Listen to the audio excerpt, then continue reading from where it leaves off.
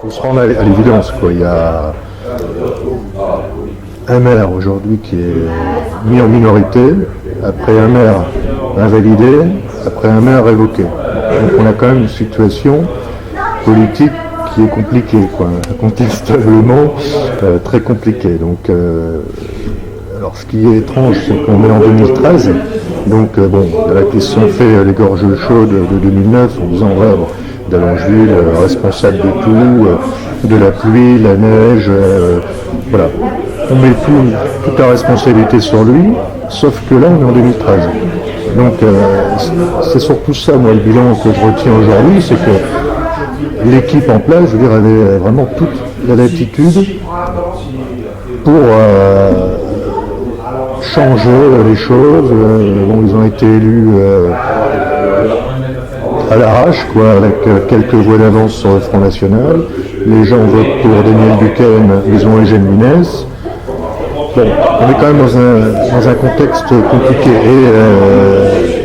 Et ce qui m'inquiète, c'est qu'on essaie, on ne tire pas les leçons du passé, qu'on essaie de se rassurer, comme on le faisait avant, comme on le faisait bien avant, et comme on continue à le faire, c'est-à-dire là, le PS distribue un tract en disant voilà, Hénin Beaumont, la ville progresse, désendettée, une ville saine, une ville qui avance, une ville qui bouge. Bon, il faut arrêter. On continue à tenir le discours tout va bien, regardez ailleurs, on est entre amis, on continue à gérer entre amis. Moi c'est ça qui me choque aujourd'hui, dans le constat d'aujourd'hui. Rien n'a changé. Là, le PS en 2009 tire un constat, en 2013 reconfie la section à une poignée d'amis qui sont les ennemis des autres, mais pour que ça reste entre eux. Mais c'est pas ça, quoi, le Parti Socialiste, quoi. Donc voilà, ce qui est choquant, c'est de voir aujourd'hui, j'ai rien contre personne, je veux dire, on confie à Marcel Germe et à Florence Binès, dont on a bien compris qu'elle est la fille de son père, le Parti Socialiste d'Hénin Beaumont. Donc on oublie l'immense majorité des adhérents et surtout des militants, quoi, qui font la force du PS depuis des décennies, depuis des dizaines d'années. Donc eux, on les met de côté. On oublie ce qu'il y a dans le rapport d'Alain Richard qui dit le PS du Pas-de-Calais, c'est des baronnies, on décide de tout, on catimini entre amis, on empêche la vie démocratique, on vote, on bourre les urnes, etc. On recommence. On vire la vie politique. Un jeune qui s'appelle Pierre Ferrari, et je vais donner des noms, je veux dire, de gens qui ne sont pas mes amis, mais pourquoi on ne laisse pas s'exprimer dans le débat politique du PS? Qu'est-ce que c'est que ce cirque, quoi? Donc en 2009, Daniel Buchan et sa liste sont élus vraiment à la ramasse. Ils sont élus grâce au désistement, sans condition, de la liste menée par Pierre Ferrari. Et on ne tend pas la main, quoi. On est dans une situation vraiment délicate. En 2009, on ne tend pas la main. Ils ont eu 4 ans pour faire ça, au lieu de dire, voilà, on a compris les erreurs du passé, Pierre, on tend la main, David Noël, on tend la main. Non, rien, on est élu, la liste d'amis, Daniel, sa cousine, etc., enfin toute la famille. Bon. Et le bilan, on est 4 ans après, donc qu'est-ce qu'on a fait? Donc les projets étiquetés Dallongeville, on les abandonne. Donc la rénovation, l'arrière de l'hôtel de ville, on abandonne. L'île aux Carnot, devant nous, on abandonne. Moi je voulais ramener du commerce en centre-ville, sur l'île aux Carnot, on abandonne. L'aménagement du coron de la Perche, on abandonne, en logement, parce que c'était un projet étiqueté Dallongeville. Bon, voilà, tout ça on l'abandonne. En revanche, les projets lancés, comme le coucou, quoi, on se met dans le nid.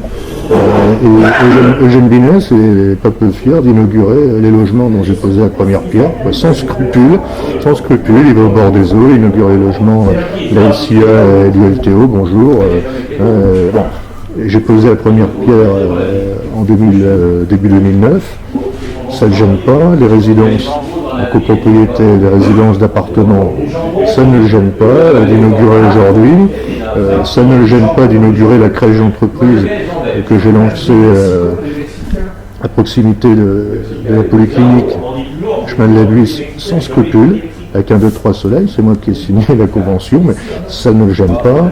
Ça ne gêne pas d'inaugurer des projets au centre hospitalier pour la psychiatrie, des projets pour les adolescents, sans problème. Donc, je veux dire, les projets lancés, les inaugure sans aucun scrupule. Les projets que j'avais l'envie de mener sur le mandat à venir, on les abandonne sous prétexte qu'ils sont étiquetés d'Allongeville. Bon, voilà. Mais en revanche, qu'est-ce qu'il a sorti?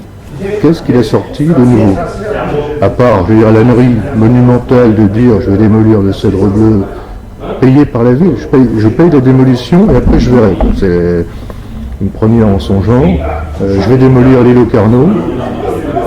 Bon, enfin voilà, deux âneries. Et l'une des plus grosses, j'abandonne le tramway, parce que comme j'ai peur de mon ombre, j'ose pas mener le débat, hein, vous comprenez.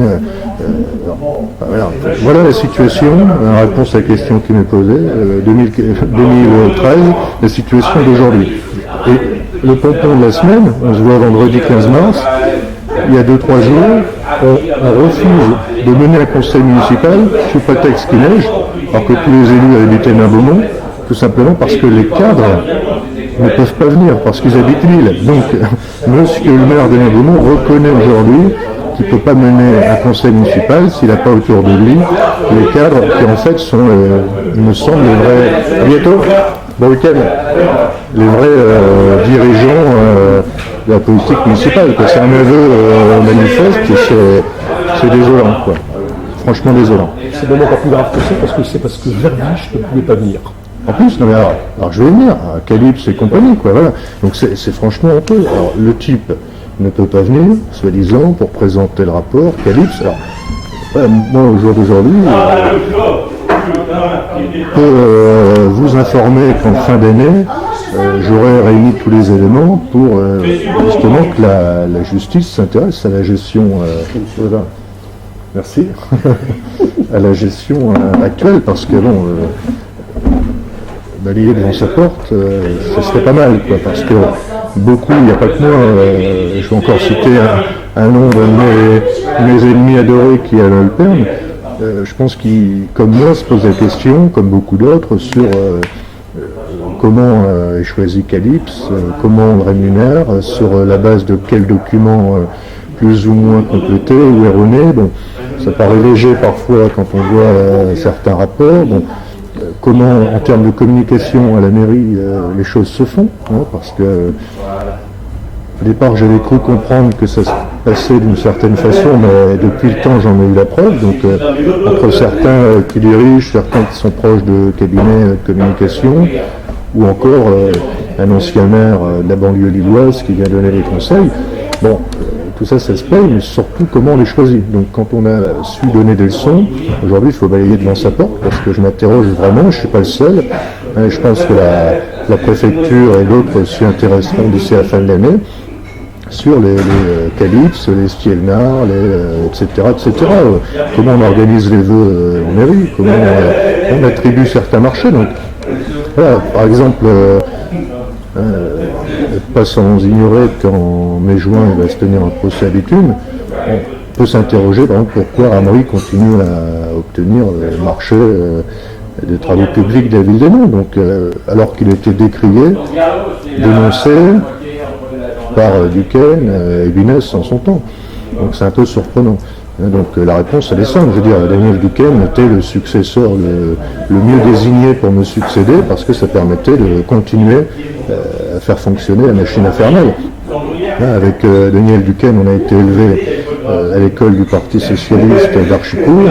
Donc on a vu passer l'Élias de Billet à l'époque des travaux publics et du bâtiment à l'époque de la SAIMIC. Les choses continuent aujourd'hui, manifestement. Dalquier a fait le chauffage de la ville, Ramery les travaux publics, la vie continue. Donc voilà. Bon, ça c'est... On aura l'occasion d'en discuter au printemps ou l'été prochain. Et même on est encore dans les mois à venir. Bon, le parquet de Lille est passé de l'enquête préliminaire à l'information judiciaire concernant Cucheda. Concernant Cucheda au sens à Dévias, au j'ignore pas, donc on va en reparler vraiment dans les jours à venir. Je pense que si ça concerne Hénin, ça concerne Liévin, ça concerne le bassin minier. Voilà, donc c'est une situation très compliquée. Vraiment très compliqué. La deuxième question, comment vous voyez l'avenir de la Beaumont, donc juste après les municipales, à partir de 2014? Alors déjà, il y a une municipale, donc Et au jour d'aujourd'hui, on a un candidat déclaré qui est Steve Briouat, qui fait son travail de terrain, mais bon, qui est de plus en plus parisien, quoi, parce que comme il a accepté d'être secrétaire général du Front National, il est effectivement de plus en plus sur Paris, mais il tient la boutique, on peut dire. Il faut rester objectif. En revanche, on n'est pas certain que Marine Le Pen sera candidate, parce que pour des raisons de cumul. Donc si elle vient, elle peut refaire la pirouette de l'habitude, de dire bon, voilà, on va gagner, je resterai à la mairie, je vais démissionner à la deux mandats ou la région députée européenne, et à chaque fois elle nous fait le tour, et puis quelques mois après elle repart en disant bon, je reviendrai, je suis pas parti vraiment, mais je suis parti, mais je reviens, mais je suis là, mais je suis à Paris. Bon. D'ailleurs, à ce titre, on se demande d'ailleurs où elle habite vraiment, puisque si c'est le château de Saint-Cloud ou si c'est la rue Edriel. Bon. Mais je pense qu'on aura la réponse là aussi dans les mois à venir. Mais voilà, bon, il y a un candidat déclaré. Après, il y a des candidats potentiels. Alors, dans les candidats potentiels, je pense qu'on peut essayer de définir une liste qui va être 1, Brigitte Duquesne, 2, David Noël, 3, Florence Binès, 4, Marcel Germe, 5, Marine Tondelier. Donc, autrement dit, PS, PC, Vert, là, maintenant tous ensemble, tout va bien. L'avenir sera radieux demain, donc on reprend les mêmes et on recommence. Donc, Brigitte Duquesne va essayer de laver l'invalidité de son mari. Parce que je veux dire, moi j'ai été un des premiers à me joindre à l'accalmie lorsque Daniel Duquesne a eu ses problèmes de santé. Après, il ne faut pas se cacher derrière son petit doigt, il démissionne parce qu'il va être invalidé. Voilà, le Conseil d'État l'invalide. Donc on a voté en 2009, les gens ont voté en 2009 pour un candidat qui était inéligible. Bon, c'est purement scandaleux. Donc Daniel ne sera plus candidat pour des raisons de santé, là cette fois-ci, mais Brigitte espère partir au combat sur l'héritage de l'Alliance républicaine. On ne sait pas trop ce qu'il en reste, on ne sait pas trop qui préside, qui fait quoi dans l'Alliance républicaine, mais bon, je pense qu'elle essaiera de mener la tête de liste. On sait que Brigitte est très proche de Philippe Kennel. En revanche, je m'intéresserais, si elle est tête de liste, à lui rappeler qu'effectivement, elle avait en son temps profité des largesses du temps de vivre du CCAS, elle et son mari. D'ailleurs, à ce titre, Daniel Duquesne m'avait poursuivi en diffamation. Le juge d'instruction avait classé l'affaire, puisque Daniel Duquesne lui-même avait reconnu qu'effectivement, il avait voyagé avec son épouse lorsqu'elle était responsable du temps de vivre, et lui, directeur du CCS, puis secrétaire général de la mairie. Donc tout ça n'est pas bon, quoi. On ne sent pas vraiment le changement. Mais pire, moi je pose la question à David Noël, je pose la question à Marine Tondelier, je veux dire, est-ce qu'ils ont envie d'être sacrifiés sur l'autel de la réconciliation et des accords de parti pour, une fois de plus, se prendre dans les ailes, et quelques semaines après une élection, qui se sont compromis avec des gens simplement pour un strapontin. Bon, je pense pas que ce soit l'avenir de Marine Tondelier, je pense pas que ce soit l'avenir de David Noël, donc là aussi l'union va être difficile. Après, je veux dire, est-ce que David Noël peut accepter demain faire une alliance avec le PS représenté par Marcel Germe et ses 12 acolytes, comme des Coluche, mais alors que, je veux dire, son frère de combat, Pierre Ferrari, a été éjecté comme un malpropre.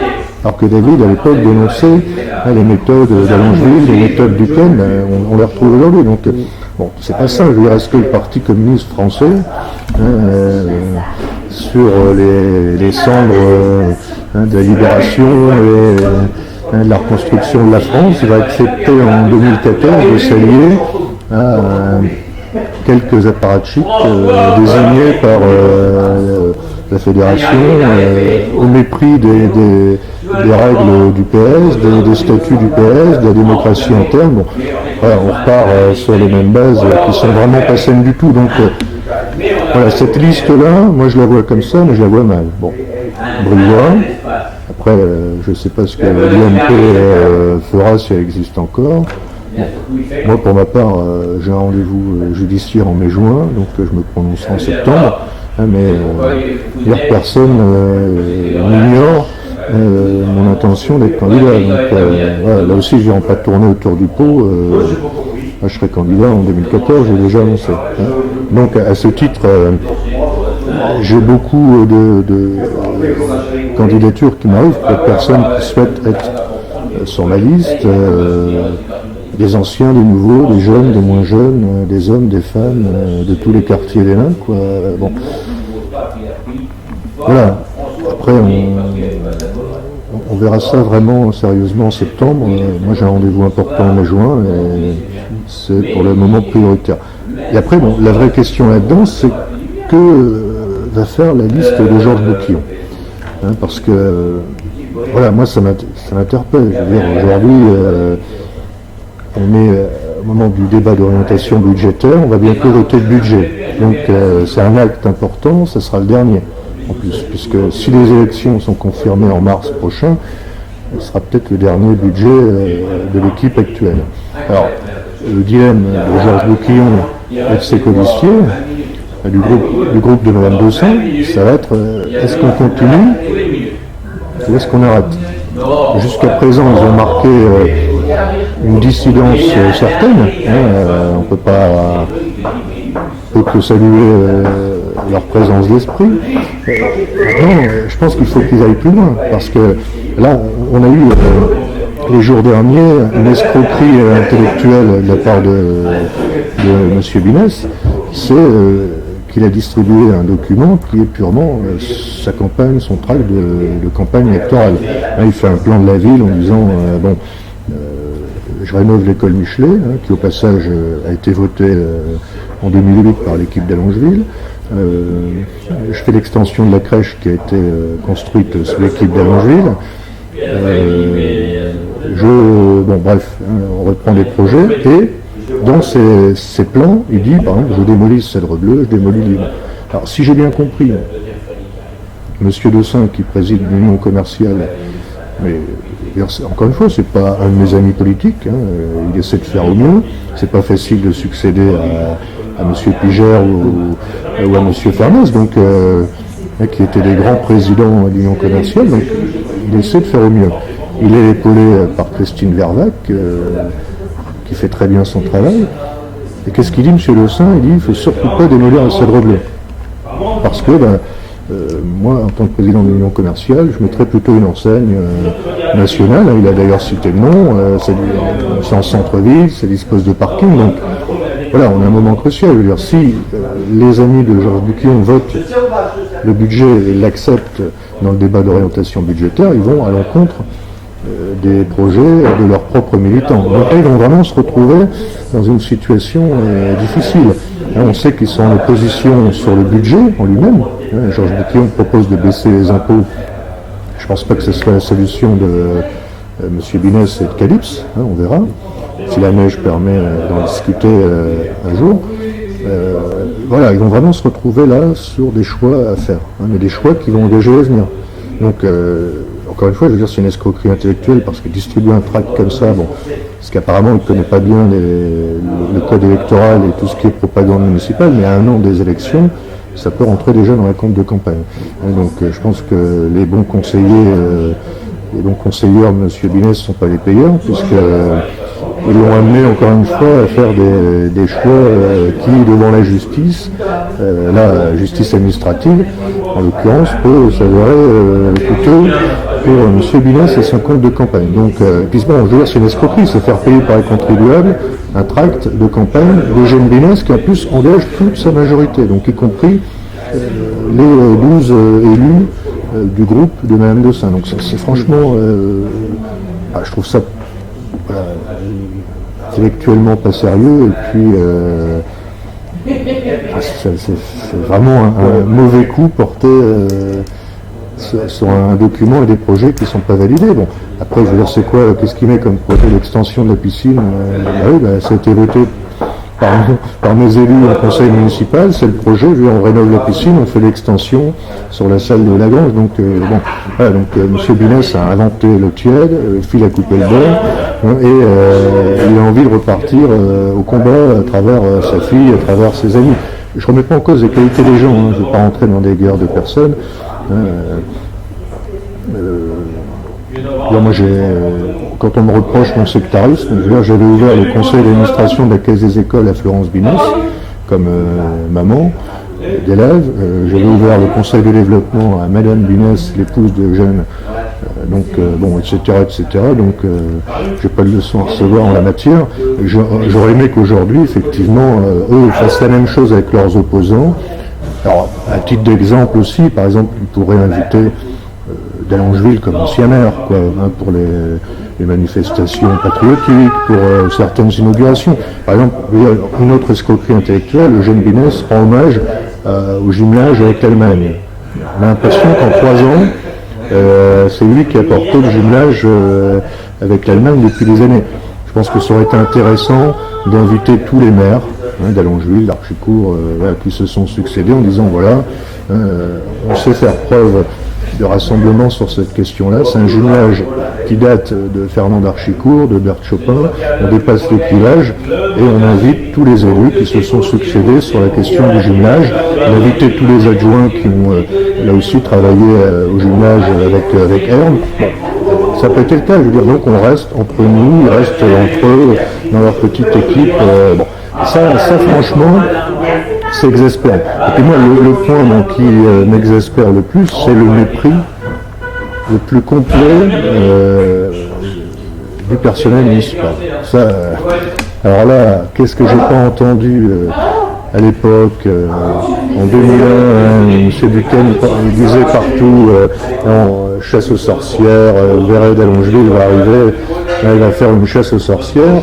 La seule chasse aux sorcières qui a eu lieu, c'est certains employés de l'époque qui étaient fidèles à Duquesne et d'Archicourt, qui ont trouvé une porte de sortie entre les 2 tours de l'élection pour partir à l'époque au district de l'Incarnat.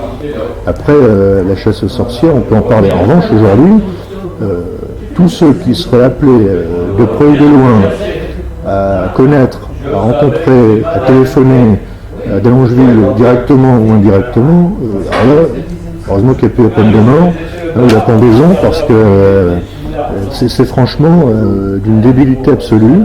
Et puis surtout, c'est la mise au placard de quantité de talent en mairie. Je n'ai jamais vu ça. Je n'ai jamais vu un maire qui parle avec autant de mépris à son personnel. J'ai jamais vu un maire qui se comporte de cette façon, avec ses citoyens comme avec ses employés, parfois même avec ses collègues élus. Franchement, là, je pense qu'on a touché le fond en matière de reconnaissance, de tolérance, d'humanisme pour quelqu'un qui est un grand humaniste.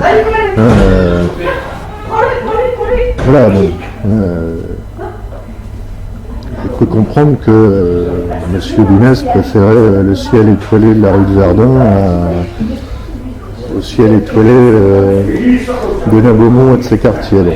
C'est un choix, mais c'est justement, je veux dire, une preuve de sectarisme, d'isolement, de repli sur lui, sur soi, sur son groupe, et c'est pas bon. Il n'y a aucun geste depuis 2009, depuis 4 ans, qui a été montré en matière d'ouverture, en matière de rassemblement, en matière de paix sociale. Les syndicats en mairie sont harcelés, il n'y a pas d'autre mot. C'est harceler les syndicats, harceler le personnel. C'est des reculs permanents sur les acquis sociaux, mais en parallèle, pour le donneur de leçons, c'est les copains. Alors ça, et c'est pour ça que en fin d'année, je souhaite monter une action en justice contre M. Binès, et donc contre les élus qui seraient appelés à voter avec lui sur certains points. Et moi, je ne laisserai pas passer, on en parlait tout à l'heure, les conditions d'attribution de certains marchés, on parlait de Calypse, les conditions d'attribution de certains marchés restreints, on parlait de la communication, des vœux, mais aussi du personnel, parce que quand je vois un peu comment se font certaines embauches, qui sont plus les copains des copains, alors qu'on tape sur le personnel en parallèle, et j'attends aussi de voir l'attention de la Chambre régionale des comptes en fin d'année, de la préfecture, parce qu'il me semble que les comptes de la ville sont toujours sous surveillance, donc a priori, on peut réembaucher. Donc d'un côté, on dit au personnel qu'on ne peut pas passer aux 35 heures, donc on doit revenir sur ça. Aussi, je veux dire, balayer devant sa porte, c'est pas faire embaucher son beau-fils au syndicat mixte de transport. Je veux dire, là aussi, on va en reparler, parce que le syndicat mixte de transport est dans le viseur de la Chambre régionale des comptes et de la justice sur les conditions d'attribution du marché du tramway à Lévia, et dans le même temps, on trouve les moyens d'embaucher le beau-fils du maire. Bon. Quand même là, je veux dire, en termes de leçons et de transparence, de démocratie et d'argent public, je pense vraiment qu'on a touché le fond, à tous les niveaux. Donc, voilà. Moi, j'ai vraiment le sentiment d'une équipe. Alors après, encore une fois, j'appelle vraiment l'équipe de Mme de Saint, de Georges Bouquillon, dans la majorité et dans le personnel, à se manifester, parce qu'on a vraiment, au niveau des élus qui entourent Eugène Binès, une équipe de bras cassés, de guignols, à tout point de vue, mais je pèse mes mots, quoi. Franchement, ils font preuve de sectarisme, d'intolérance, de mépris, tant vis-à-vis du personnel que de la population, et ça devient franchement insupportable. Franchement. Et si j'étais le seul à le dire, bon, je pourrais prendre mes cachets, peut-être me coucher, mais je suis pas le seul, quoi. Donc, moi, je me partage encore entre les Vosges et Paris, et le Nord-Pas-de-Calais, mais les acteurs locaux, je veux dire que ce soit Alperne, que ce soit d'autres, tout le monde fait ce constat-là, quoi. Tout le monde. On a l'impression que les décisions sont prises par le DGS. On ne peut pas faire un conseil parce qu'on ne peut pas venir de Lille parce qu'il neige, alors tout le monde habite Hénin.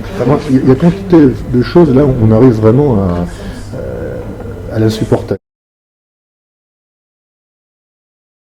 Moi, j'y crois dans ma ville, donc voilà, donc si...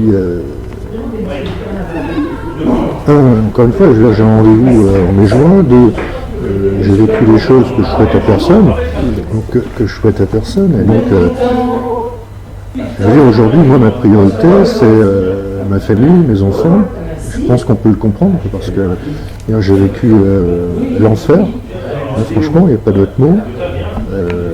Là où, je veux dire, des Chirac ou des Cuchéda ont passé une journée de détention. Ils n'en feront pas. Ils n'en feront pas. Bon. Donc, de tout ça, on aura l'occasion d'en reparler.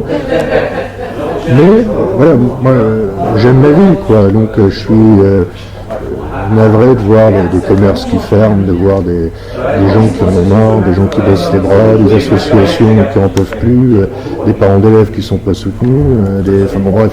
Donc, moi, j'ai envie de me battre pour ça. Et donc, ça veut dire constituer une liste sérieuse et aller en bonne voie. C'est bon, voilà. Mais on en reparlera en septembre. Ce sera vraiment l'engagement du match.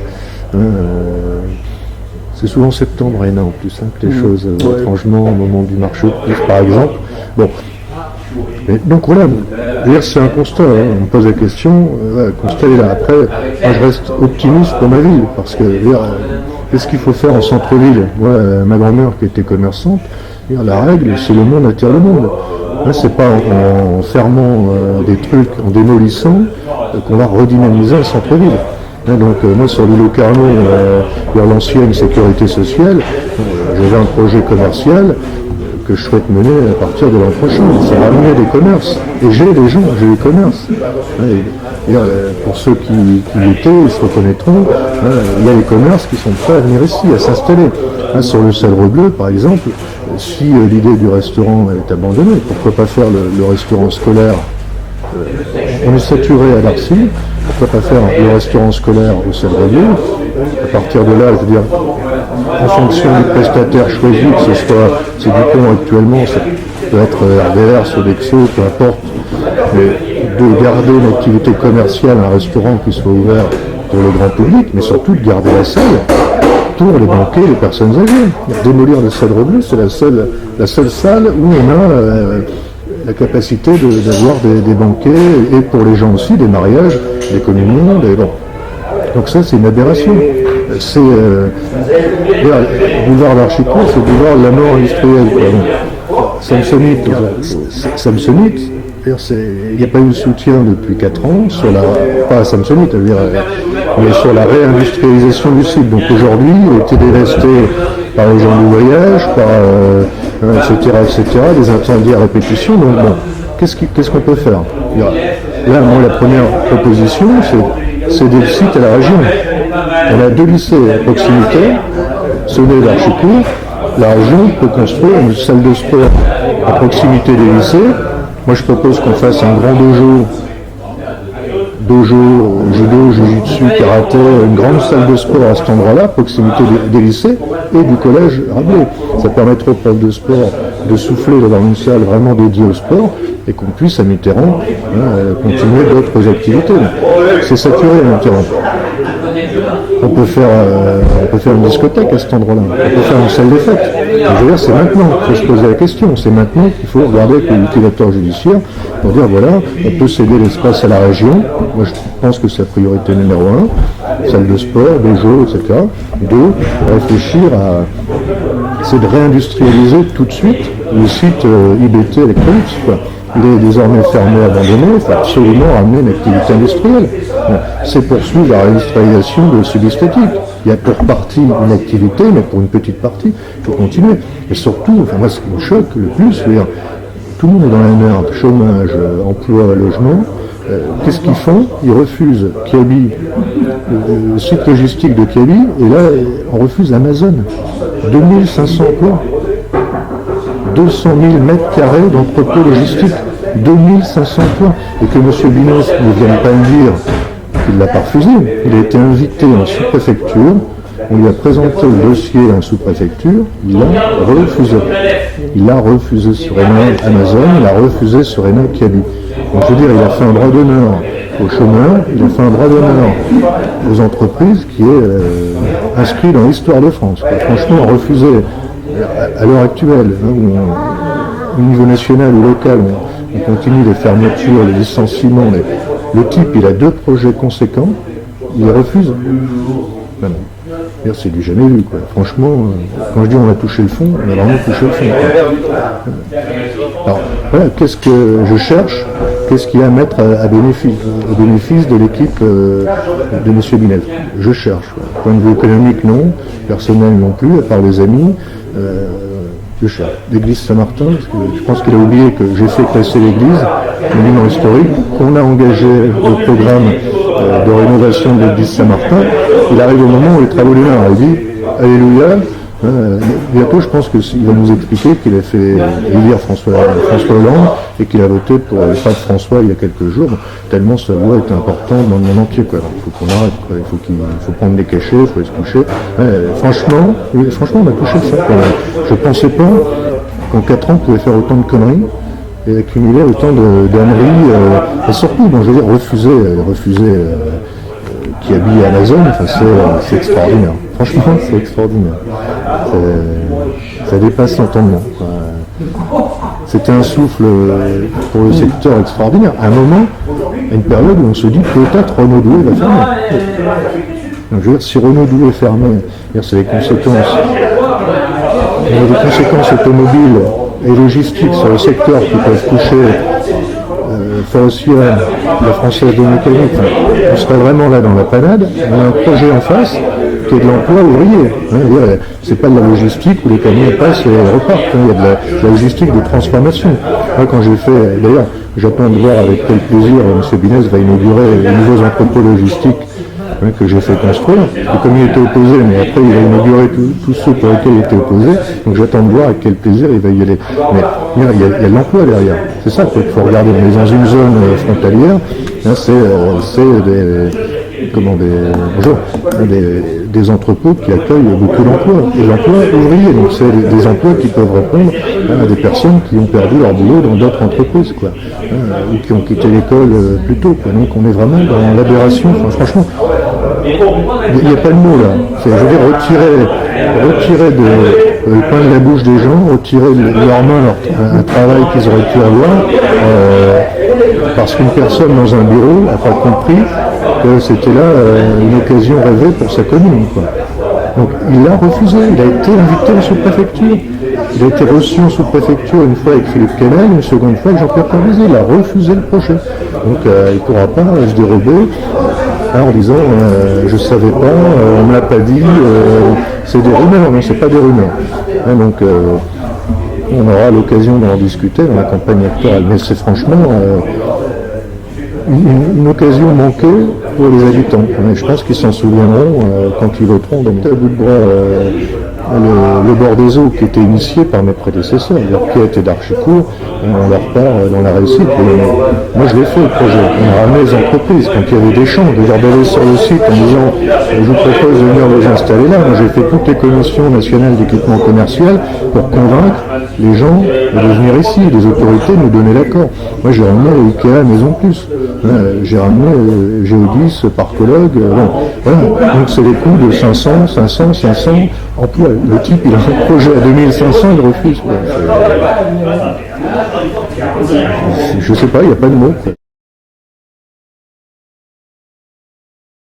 D'abord, parce que moi j'aime bien les cafés, j'aime bien prendre un peu, boire un café dans un café de Nabeaumont, ça ne me gêne pas qu'on me prenne une photo avec une chope ou... Bon, je suis pas de l'Alliance républicaine à me planquer derrière une bouteille de vin. Mais je veux dire, bon, j'ai fait ici, en plus, bon, je connais le patron, mais j'aurais pu le faire au Coquillois, j'aurais pu le faire au Chanzy, j'aurais pu le faire au Yarling, j'aurais pu le faire au Bellevue, j'aurais pu le faire au Galopin. Voilà, moi je l'ai fait ici parce que je vois, il a l'image. D'abord, c'est impitoyable. Voilà, donc la réponse est là. C'est l'univers impitoyable. C'est un jeu de mots qui me fait rire parce que ça résume bien la situation des uns. Donc c'est aussi pour ça que j'ai choisi l'univers impitoyable. Mais je veux dire, bon, un patron dynamique. Et voilà, je veux dire, le café aujourd'hui, demain, il a l'image de son commerce qui mérite d'être soutenu. Il mérite d'être soutenu par des commerces qui revivent, par une union commerciale qu'on respecte, par des animations, des choses en centre-ville qui redynamisent, plutôt que d'emmerder le monde sans arrêt tous les jours, ou à pas déneiger, ou à trouver je ne sais quelle solution pour emmerder le monde et empêcher que les choses tournent en rond. Donc voilà, quoi, c'est... Donc j'ai choisi ça parce que ça illustre le centre-ville. Le centre-ville, il a besoin qu'on s'intéresse à lui.